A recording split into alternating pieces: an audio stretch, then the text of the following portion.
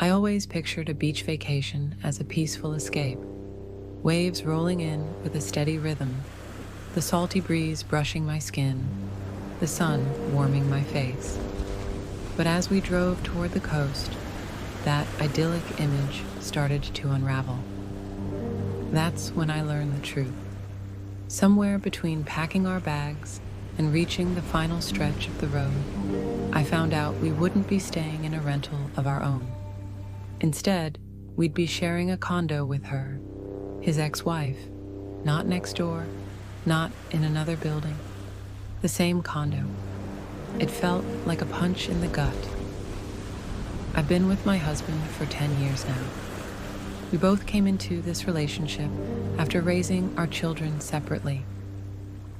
His kids are grown now, with children of their own, and I've always tried to embrace the family, to show up for birthdays, reunions, weddings, events where she's always been there, floating through the crowd, warmly embraced by everyone, her presence woven deeply into the fabric of his family's life.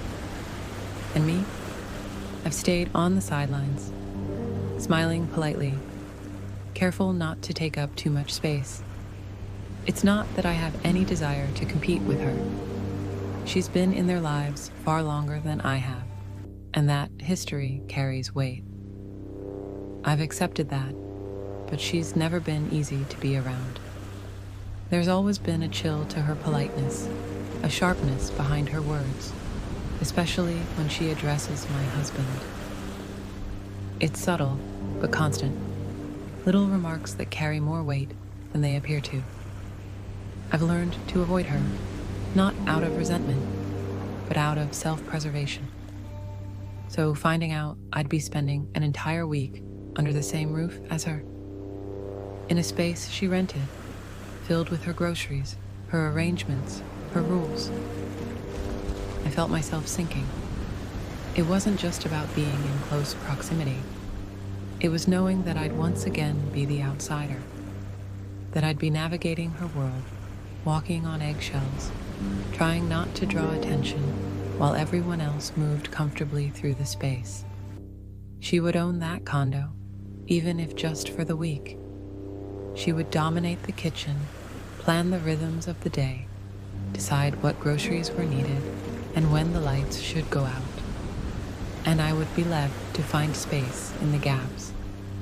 Worse still, I hadn't been told in advance. There had been no conversation, no moment of preparation. I was simply expected to show up and be okay with it. It stung. I wasn't angry that she was in their lives. I understood that. What hurt was that my place, my comfort, hadn't even been considered, that I wasn't given a choice. Now, as we neared the condo, my chest felt tight. The thought of a week spent shrinking myself to make others comfortable, of sharing space with someone who barely tolerates me, it filled me with dread. Still, I sat quietly, holding it all in.